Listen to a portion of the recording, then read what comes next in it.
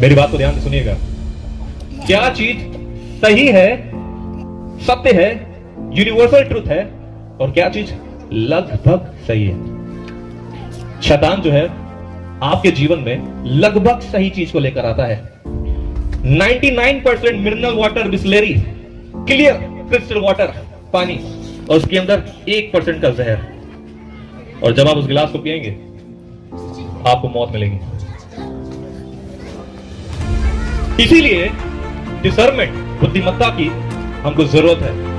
और बाइबल में लिखा है परमेश्वर से मांगो और परमेश्वर तुम्हें देगा।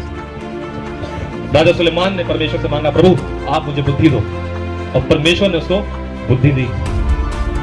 इसीलिए जब भी आप अपने जीवन में कोई भी निर्णय ले रहे हैं तो जरूर सोचिए इस बात को कि क्या चीज सही है और क्या चीज लगभग सही है। और जो लगभग सही है वो 100% गलत है। जो लगभग सही है वो 100% गलत है। मैं आपको बताना चाहता हूं, हमारे 3 दुश्मन हैं। नोट डाउन कर लीजिए। बाइबल लेकर आए हैं, नोट पैड लेकर आए हैं तो लिख लीजिए। इसके अंदर पापी स्वभाव है, और जो भी इसके अंदर उत्पन्न होता है वो बुरा ही उत्पन्न होता है। ये शरीर जो है वो आपसे गलत काम करवाता है, ये आपका विरोधी है।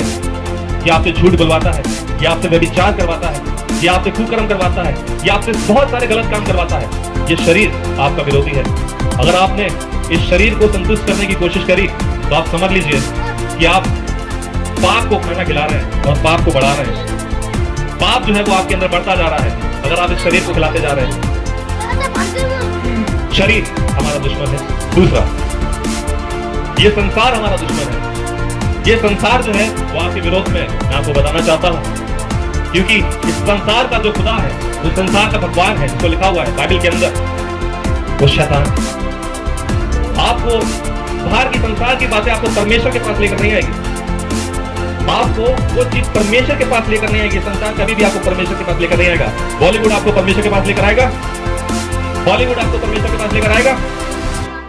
नहीं लेकर आएगा। वो आपके विरोध में है।